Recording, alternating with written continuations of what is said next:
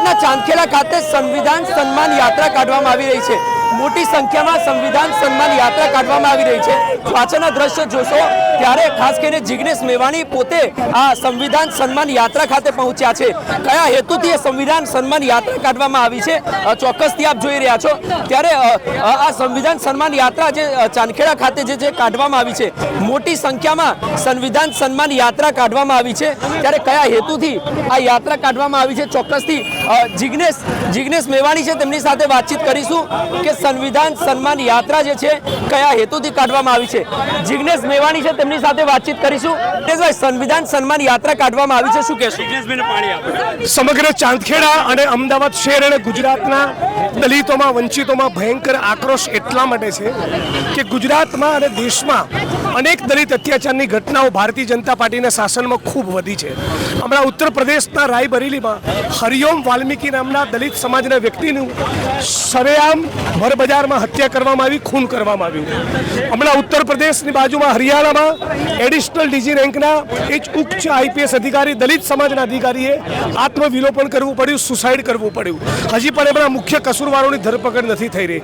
અને બધાથી ઉપર સુપ્રીમ કોર્ટ ઓફ ઇન્ડિયાના મુખ્ય ન્યાયમૂર્તિ જે બંધારણને અમલીકરણ કરાવતા હોય એમની તરફ જૂતું ફેંકવાની કોશિશ કરવામાં આવે અને પ્રધાનમંત્રી એક ટ્વીટ કે સ્ટેટમેન્ટ કરીને છટકી જાય, નાખી દો ને માણસને યુએપીએમાં, કરો ને રાષ્ટ્રદ્રોહનો કેસ। જે આંબેડકરવાદી કર્મશીલો ભારતીય જનતા પાર્ટી આરએસએસની સામે બંધારણને બચાવવા માટે લડતા હોય છે એને નક્સલવાદી કહીને તમે જેલમાં નાખો છો। અને જે સુપ્રીમ કોર્ટ ઓફ ઇન્ડિયાના જજની સામે જૂતું ફેંકે છે એ ખુલ્લેઆમ ફરે અને એનામાં કોઈ ડર નથી, કોઈ ખોફ નથી। એટલા માટે કે એને ખાતરી છે કે નરેન્દ્ર મોદી અને સંઘ પરિવારનું એના માટે શેલ્ટર છે। આરએસએસ અને સંઘ પરિવારની જે વિચારધારા છે એ વિચારધારાના કારણે એમણે સીજીઆઈ સુપ્રીમ કોર્ટના જજની સામે જૂતું ફેંક્યું છે। એની વિરુદ્ધમાં ચાંદખેડા અને અમદાવાદના તમામ ન્યાયપ્રિય સંવિધાનમાં માનનારા લોકો રેલી સ્વરૂપે નીકળ્યા છે। કેટલી સંખ્યામાં જિગ્નેશભાઈ જોડાયા છે તમામ લોકો આ સંવિધાન? દેશમાં હજારો લોકો રોડ ઉપર ઉતર્યા છે। અમદાવાદમાં, ગુજરાતમાં પણ ઠેર ઠેકાણે નાના મોટા દરેક જગ્યાએ કાર્યક્રમો થઈ રહ્યા છે। મારું તો ત્યાં સુધી કહેવું છે કે અન્ય રાજ્યોમાં કોઈ અત્યાચારની ઘટના બને તો ગુજરાતના ગૃહમંત્રી અને મુખ્યમંત્રી પણ સ્ટેટમેન્ટ કરતા હોય છે। ગુજરાતના મુખ્યમંત્રી અને ગૃહમંત્રી પણ આ ઘટનાને વખોડે। ગાંધીનગર જે અમિત શાહની પાર્લામેન્ટનું ક્ષેત્ર છે એમના ક્ષેત્રને એકાદા પોલીસ સ્ટેશનમાં 0 નંબરથી એફઆઈઆર દાખલ કરો, એની સામે યુએપીઓનો કેસ। અને સુપ્રીમ કોર્ટ ઓફ ઇન્ડિયાના જજ હોય એ પણ તમે જો સાંખી ન શકતા હોય, શેડ્યુલ કાસ્ટનો કોઈ માણસ એમપી એમએલએ બને, આઈએસ આઈપીએસ બને, મંત્રી બને, એના તો તમે ગાળો બોલો જ છો, એના તો જલીલ કરો જ છો, પણ સુપ્રીમ કોર્ટના ન્યાયમૂર્તિને પણ છોડતા નથી। આ જે સોચ અને જે માનસ છે એ જે મનુવાદી માઇન્ડસેટ છે એની વિરુદ્ધમાં અમે છીએ। શું લાગે છે અનેકો આંદોલન અત્યારે ક્યાંક ને ક્યાંક વધારે થતા નજરે પડી રહ્યા છે? તમામ લોકો આંદોલન કરવા માટે રસ્તા ઉપર આવી રહ્યા હોય, પછી અલગ અલગ મુદ્દાઓ હોય કે પછી ગાંધીનગર હોય કે અમદાવાદ હોય, આ પ્રકારની પરિસ્થિતિ સર્જાય છે। પરિસ્થિતિ નિર્માણ પાછળ એવું લાગે છે સામાન્ય માણસ હેરાન પરેશાન થાય? જે લોકો બંધારણમાં માનતા નથી, જે લોકો સ્પષ્ટ કહી ચૂક્યા છે કે અમારે બંધારણ નહીં મનુસ્મૃતિ જોઈએ છે, એ લોકોને દેશની જનતાએ ચૂંટીને સર્વોચ્ચ સ્થાન ઉપર બેસાડી એની જોડે તમે શું અપેક્ષા રાખો? દિલ્હીની સડકોમાં બંધારણને સળગાવવામાં આવ્યું, ઉનામાં દલિતોની પીઠ ઉપર કોરોડા વીંચવામાં આવ્યા, રોહિત વેમુલા નામના તેજસ્વી હોનહાર દલિત યુવાને આત્મહત્યા કરવી પડી, હાથરસની દીકરી પર સામૂહિક બળાત્કાર થયો, મને આસામની જેલમાં નાખ્યો, ડૉક્ટર બાબા સાહેબ આંબેડકરના પરિવારજનોને નેક્સલાઇટ કહીને જેલમાં નાખ્યા। આ જ નરેન્દ્ર મોદી અને એમની સરકારનું અસલી ચરિત્ર છે। આ ચરિત્રથી જે લોકો ત્રસ્ત થયા છે એવા તમામ લોકો રોડ ઉપર છે।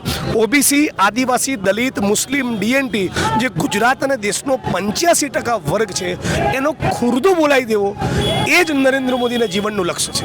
એવું નથી લાગતું ભાજપ સરકાર આટલું બધું કામ કરી રહી છે તેમ છતાં પણ કોંગ્રેસ હોય કે ગમે તે હોય એમને ટાર્ગેટ કરવામાં આવતા હોય? આક્ષેપ વોટ ચોરી થઈ રહી છે। ઇન્ડિયા અલાયન્સ અને વિપક્ષી દળો કેમ નથી જીતી રહ્યા? ગુજરાતના સુરત જિલ્લાના ઓલપાડી 84 નામની એક જ કોન્સ્ટિટ્યુન્સીમાં 30,000 ફેક વોટ જોવા મળ્યા। તમારા મનમાં, મારા મનમાં, આખા ગુજરાતના દેશની જનતાના મનમાં કોન્સ્ટન્ટ એક ડાઉટ હતો, કંઈક ઈવીએમમાં ગરબડ છે, કંઈક ચુનાવી પ્રક્રિયા સાથે પુરાવા વગર જિગ્નેશભાઈ કેવી રીતે આપણે આક્ષેપ કરીશું? તમે ત્યારે બહુ એક્સ્ટ્રાઓર્ડિનરી પત્રકાર છો। પુરાવા તો આપ્યા રાહુલ ગાંધીએ, ઇન્ડિયા અલાયન્સે પુરાવા આપ્યા। એક ઘરમાંથી 250 વોટ નીકળે? મારા ઘરમાં 4 વોટ હોય, 6 વોટ હોય, 8 હોય, 18 હોય, 28 હોય, 38 હોય, 48 હોય, 250 વોટ નીકળે? એના કારણે આ પરિસ્થિતિ સર્જાય। મતદાર અચાનક વિધાનસભા ક્ષેત્રમાંથી ગાયબ થઈ જાય, 15,000 મતદાર અચાનક એમાં ઘૂસી જાય, આ શું ધંધા છે? અને જ્યારે આરએસએસ અને બીજેપીને ગ્રાઉન્ડ પરથી ફીડબેક મળ્યો કે બેરોજગારી એ મોંઘવારીથી ત્રસ્ત થયેલી જનતા અને અત્યાચાર જુલ્મથી થાકી ગયેલી એસસી એસટી ઓબીસી માઇનોરિટીની જનતા હવે અમારી તરફેણમાં એક વોટ કરવાની નથી, તો કઈ રીતે પોતાની સત્તાને બચાવવી? તો ચલો વોટ ચોરી કરો. આ ધંધો કર્યો છે. બિહારના ઇલેક્શન લઈને શું કહેશો? સોરી, બિહારના ઇલેક્શન લઈને શું કહેશો? બિહારના ઇલેક્શનને લઈને હું ફૂલ છું અને બિહારના તમારા માધ્યમથી બિહારના એસસી એસટી ઓબીસી માઇનોરિટીના મિત્રોને પણ અપીલ કરું છું કે જે લોકોએ સુપ્રીમ કોર્ટના જજને જૂતું માર્યું એની સોચમાં માનનારા બધા લોકોને તમે ચૂંટણીમાં પરાસ્ત કરજો. યુપીના લખનૌમાં કાશીરામના પુણ્યતિથિ પર ખાસા લોકો એકત્ર થયા હતા. એ બહુ વેલકમ મૂવ છે, પણ પોલિટિકલ કરામ જે હું કોમેન્ટ કરું ઠીક નથી, પણ કાશીરામજીનું એક બહુ મોટું કોન્ટ્રીબ્યુશન છે. ચોક્કસથી આ તમામ જે રેલીઓ છે તે ખાસ કરીને સંવિધાન સન્માન યાત્રા જે છે તે કાઢવામાં આવી રહી છે. સન્માન યાત્રા ખાસ કરીને કાઢવામાં આવી રહી છે.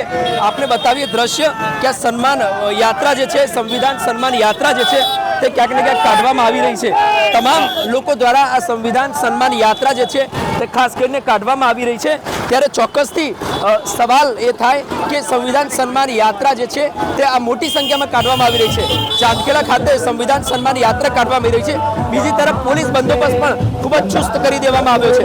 મોટી સંખ્યામાં પોલીસ બંદોબસ્ત ચુસ્ત કરી દેવામાં આવ્યો છે, જેથી કરીને કોઈ અણબનાવ ન બને અને તેને લઈને પોલીસ બંદોબસ્ત પણ ચુસ્ત કરવામાં આવ્યો છે.